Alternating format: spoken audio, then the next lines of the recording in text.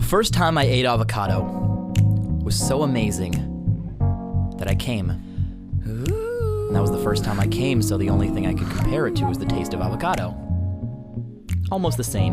The first time I got stoned, I ran into my friend's bedroom and I hung onto each corner of the mattress because I knew that I would be flung into space if I didn't hold tight.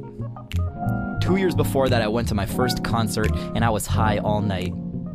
And the first time someone clapped for me on stage, I floated 3 inches off the pavement walking home. Only one girl has ever really wrapped my stomach into pretzels. She didn't give me butterflies.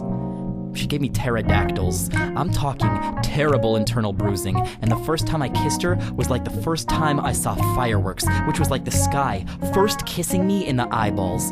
In high school, the self-defense counselor taught us that we could defend ourselves against a rapist by sticking a thumb into the corner of his eye socket and popping it out like a grape.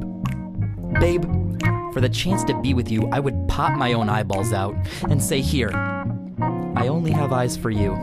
And you'd carry them in your pocket so no matter where you went, every time you pulled out a handful of loose change, I'd get to wink at you. And 1,000 miles away, you'd think of how charming I am. Me, weaving blindly through LA traffic. You, in some bullshit other place. But you shouldn't leave first times until the end of summer. Because you went off to college, years passed, I realized I was the only one calling anymore, and that first kiss hardened into the last. My love, retarded, preserved, a pterodactyl in a tar pit, the music over before it started, a lost guitar pick. I stopped trying to match it, searching for some magical attachment, because marriages are not Disney. Bad marriages are sandcastles, and good marriages are McDonald's hamburgers. You could leave a good marriage on a plate in the sun for 50 years and it stays pretty much the same.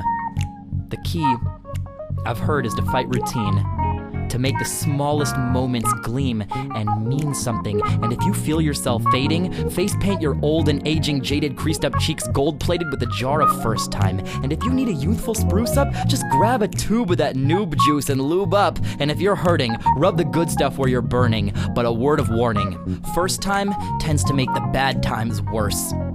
And there's the rub. It doesn't make things better, just louder, amplifies a murmur.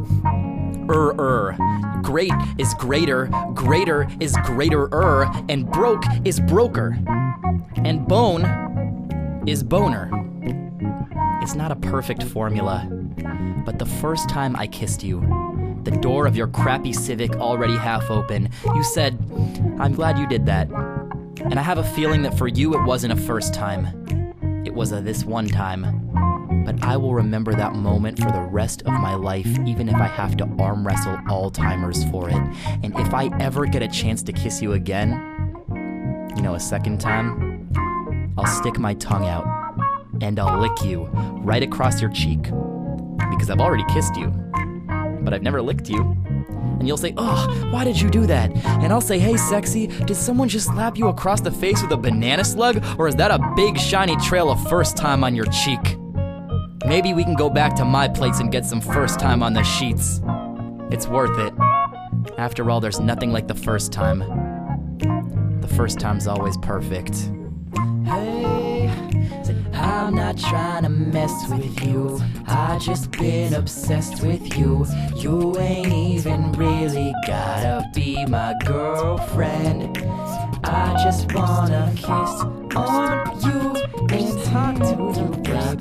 I just wanna hang out, just chill. Said I'm not trying to mess with you. I just been obsessed with you. You ain't even really gotta be my girlfriend. I just wanna kiss on you, 'cause maybe now's fun with someone that is like so damn cool.